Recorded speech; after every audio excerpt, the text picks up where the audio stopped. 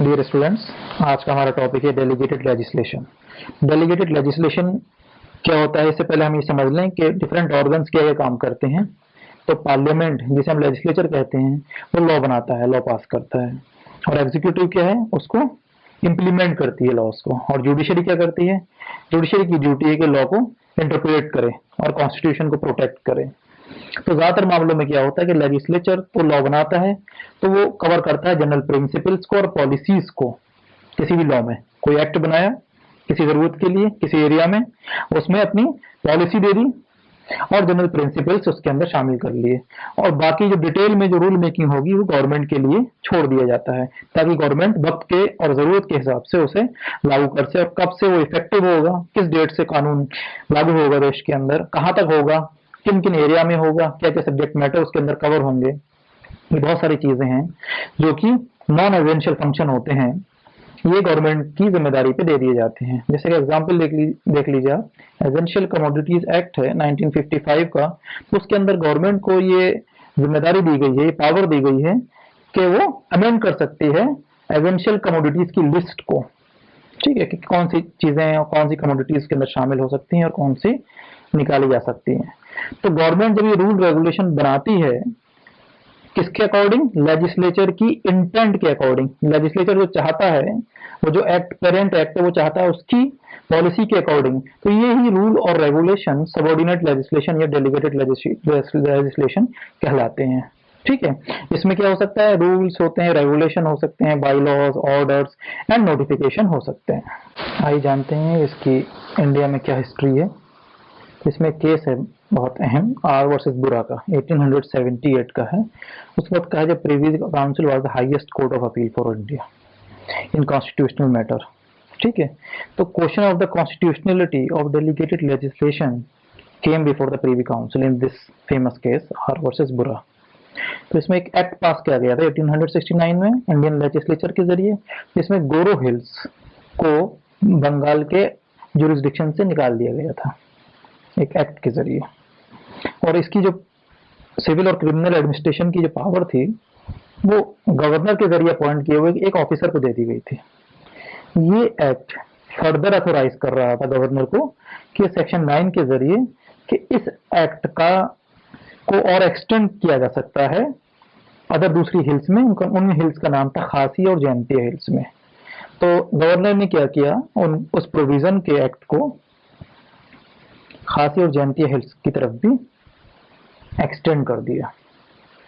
ठीक है, एक पर्सन था बुरा, he was tried for murder by the commissioner of Khasi and Jaintia hill and he was sentenced to death. He challenged the order of commissioner in the Calcutta high court. Calcutta high court में जब मुकदमा पहुंचा तो उन्होंने सेक्शन 9 को unconstitutional करार दिया और कहा कि इंडियन लेजिस्लेचर ब्रिटिश पार्लियामेंट का डेलीगेट है।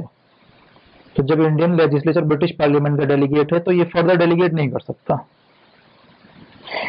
लेकिन इस बात को रिवर्स किया प्रीवी काउंसिल ने अपील होने पर, और इस अंडरस्टैंडिंग को रिजेक्ट किया और कहा सेक्शन 9 जो है वैलिड है और ब्रिटिश पार्लियामेंट का इंडियन लेजिस्लेचर डेलीगेट नहीं है। और ये मोर ओवर उन्होंने इसको कंडीशनल लेजिस्लेशन कहा।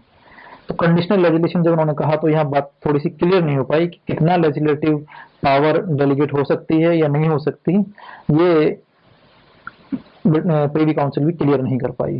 तो फुल फ्लेज डेलीगेशन परमिसेबल है कि नहीं है, ये आगे दूसरे केसेस में ये बात क्लियर हुई। In case of Jatendra Nath Gupta versus Province of Bihar, AIR 1949, FC 175. The question of constitutional validity of delegation of legislative power again came before the federal court in the present case. And Section 1, Clause 3 of Bihar Maintenance of Public Order Act 1948 was challenged on the ground that this section authorized the government, provincial government, to extend the life of the act for 1 year. एक साल बढ़ा देता है एक provision, section empower कर रहा है government को कि आप 1 साल बढ़ा दो उसकी लाइफ एक्ट की, एंड विद मॉडिफिकेशन, कुछ चेंजेस के साथ में, जैसा वो बेहतर समझे, it may deem fit. Government को एम्पावर करना लेजिस्लेचर के ज़रिए कि वो 1 साल उसको बढ़ा दे कुछ तब्दीली के साथ, अगर वो बेहतर समझे।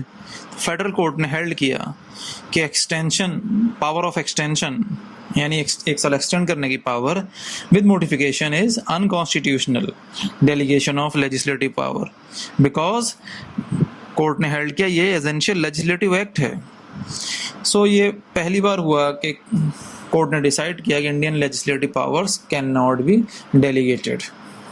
लेकिन इसमें एक अहम बात ये थी, जस्टिस फजल अली ने कहा डिसेंटिंग ओपिनियन में कि delegation of the power of the extension of the act is not unconstitutional because according to him it merely amounted to continuation of the act। ये सिर्फ एक्ट को कंटिन्यूएशन किया जा रहा है, ये अनकॉन्स्टिट्यूशनल नहीं है।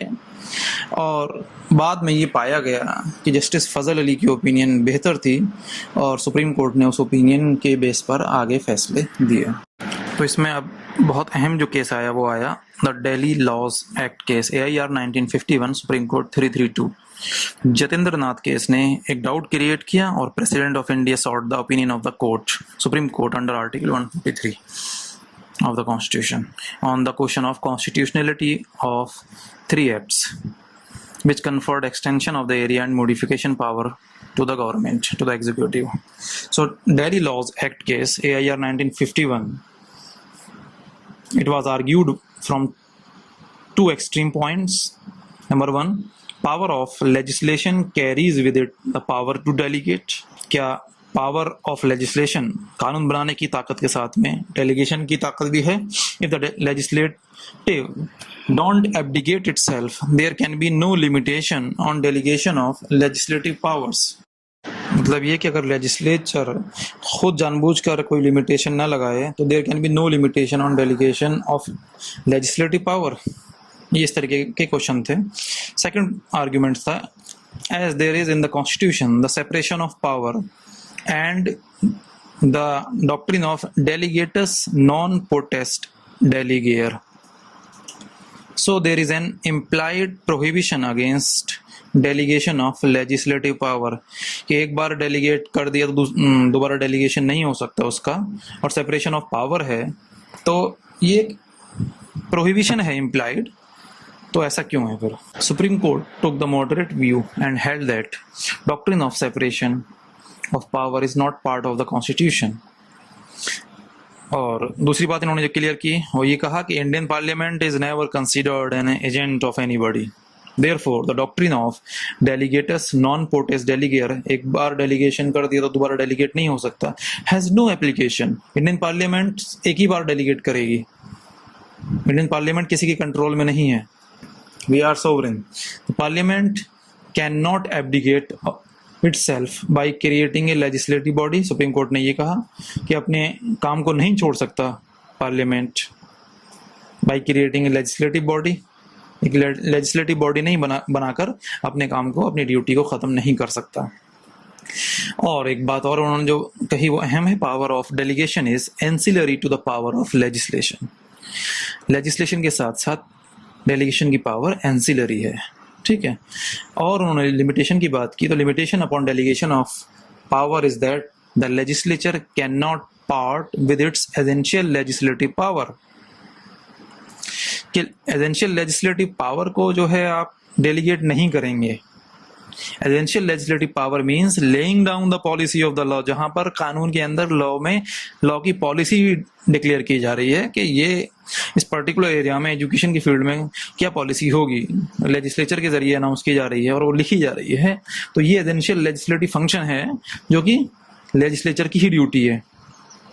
और enacting that policy into rule of conduct, ये उस पॉलिसी को रूल ऑफ कंडक्ट में लेके आना ये लेजिस्लेचर की ही ड्यूटी है। So the delegation was held to be valid except with repealing and modification of legislative power. इसी केस में जस्टिस फजल अली की ओपिनियन सुन लेते हैं क्योंकि उनकी ओपिनियन अहम रही है। The true distinction is this, the legislature can not delegate its power to make a law.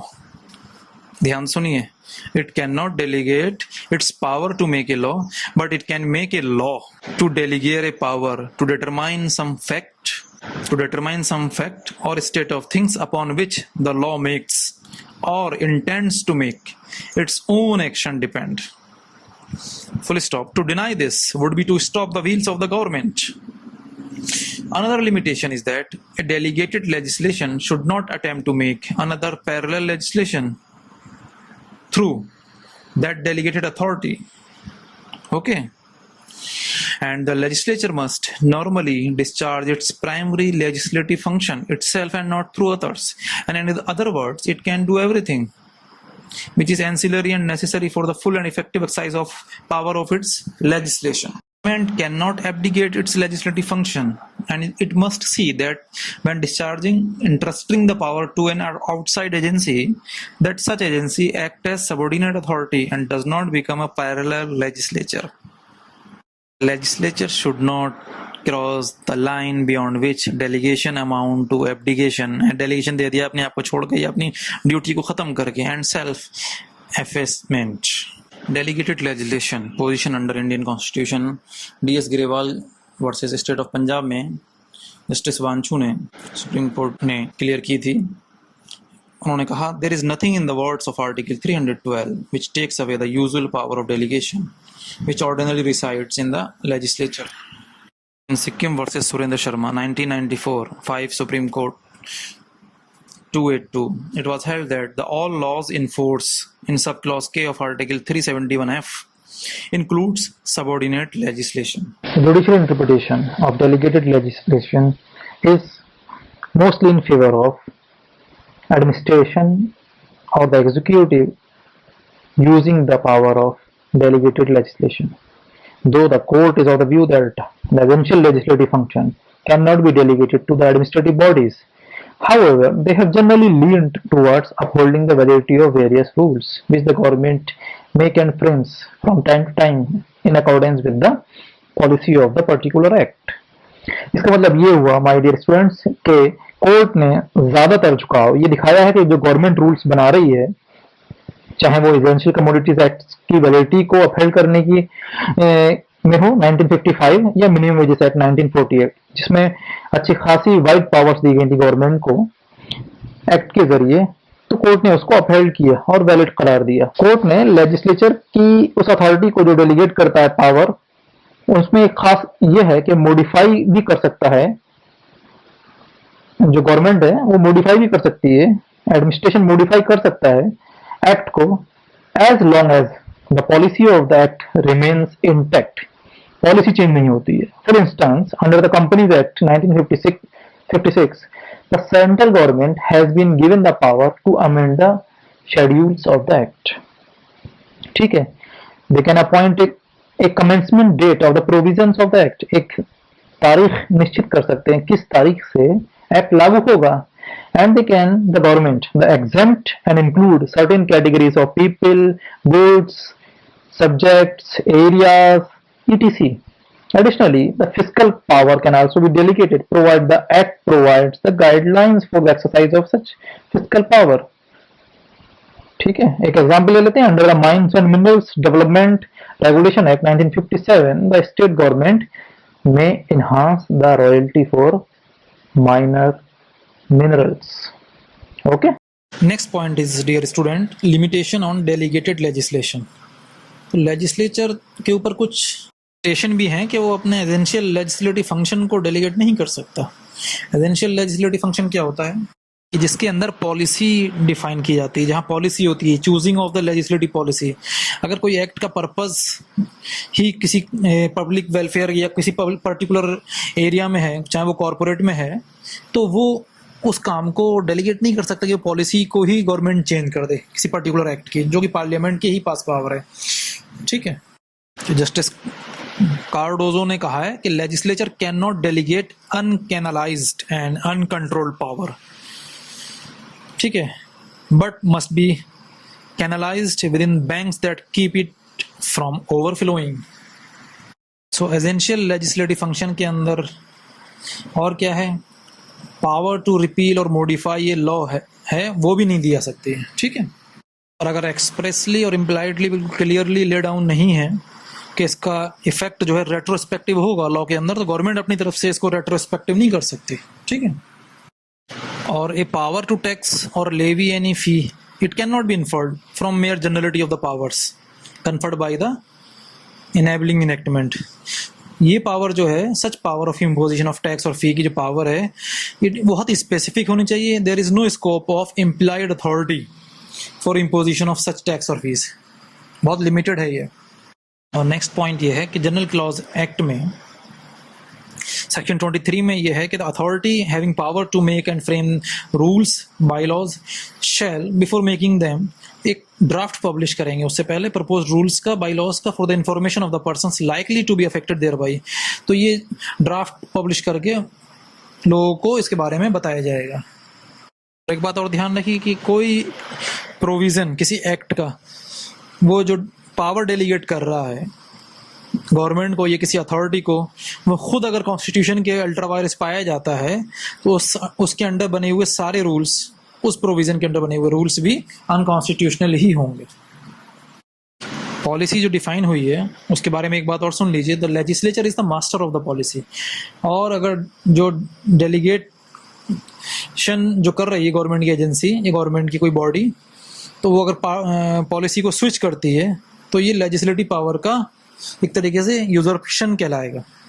और डेलीगेटेड लेजिस्लेशन को कॉन्स्टिट्यूशन के वायलेशन करने के खिलाफ या जो इनेबलिंग एक्ट हैं रूल्स रेगुलेशन फ्रेम करने की, उसका वायलेशन करने के खिलाफ या प्रिंसिपल ऑफ नेचुरल जस्टिस का वायलेशन करने के खिलाफ इसको इनवैलिड भी करार दिया जा सकता है डेलीगेटेड लेजिस्लेशन। थोड़ा सा इसका क्रिटिसिज्म पढ़ लेते हैं डेलीगेटेड लेजिस्लेशन का। ये बहुत क्रिटिसाइज भी किया जा सकता है कि इस बेस पे कि ये बने बनाए कानून को ये बदलाव पैदा करता है, उसके अंदर अमेंड कर देता है, इसके अंदर डेमोक्रेसी लैक करती है, अनइलेक्टेड पीपल इसको जो है डिस्चार्ज करते हैं और एक तरीके से कानून साजी, कानून ही बनाना का नाम है, कानून साजी करने की कोशिश करते हैं। जो कि पार्लियामेंट से कानून बना के आ गया है वो यहाँ ऑफिस में बैठ के यहाँ इसके अंदर चेंज करते हैं और एक तरीके से नया कानून बनाने की कोशिश करते हैं। और इसके ऊपर बहुत कम पार्लियामेंट्री कंट्रोल होता है, स्क्रूटनी कम होती है इसकी। ओके, पार्लियामेंट ने कानून बनाते वक्त ये सोचा भी नहीं होता है उन सिचुएशन को, ये जो है उन सिचुएशन में ये इस्तेमाल भी हो सकता है। It may be used in ways which the parliament even had not anticipated. एक कमी ये है कि ये वाइडली पब्लिसाइज उस तरीके से नहीं हो पाते हैं rules regulation laws bylaws of the government under particular act.